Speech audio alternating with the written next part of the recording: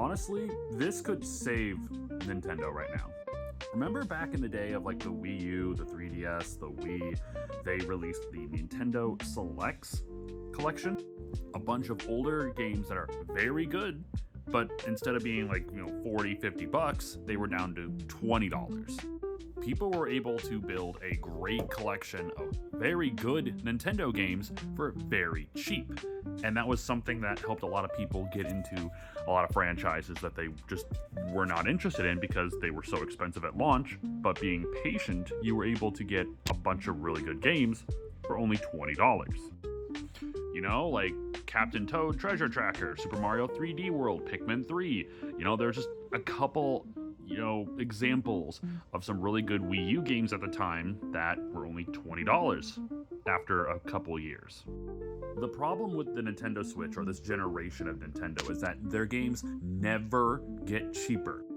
These games are over 8 years old at this point. Some even older than that, Breath of the Wild came out in 2017, same as Super Mario Odyssey. Animal Crossing, 2020, but still, anywhere from 6 to 9 years, these games are still $60.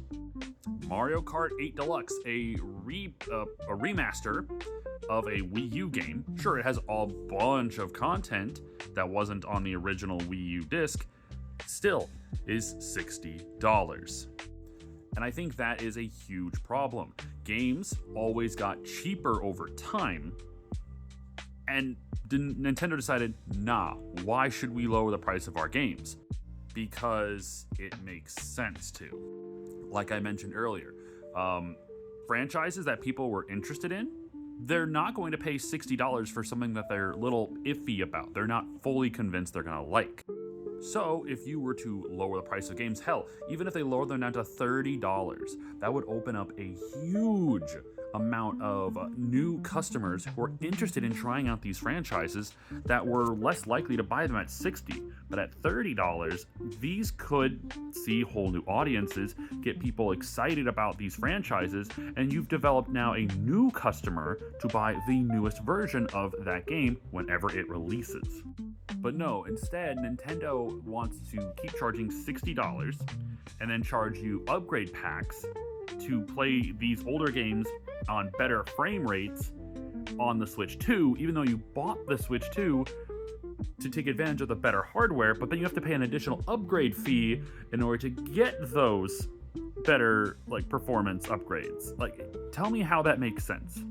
Nintendo used to be the family-friendly budget option, and there were a lot of franchises that I personally would never have tried if it wasn't for the Nintendo Selects when I was younger. And with everything costing so much money, Nintendo could score a lot of really good, perception points, whatever that case, whatever, I don't know if that's the right term there, but people would look at them like, wow, sure, their hardware is $500, their amiibos are overpriced, $35 to $50, but a lot of their older games, a lot of great games are only $30 or $20. Sure, that would get a lot more people willing to buy your console because they could get a lot of great games for cheap. These games have more than made back their money. Let people get into these franchises and these older games for the cheaper price. You are building a future customer. You're getting goodwill. Stop thinking about the short-term money increase. I can't think of the freaking word. I'm sorry, I just woke up a little bit ago. Short-term profit. Thank you. And think of the long-term goodwill. I'm just saying. Let me know what you think in the comments.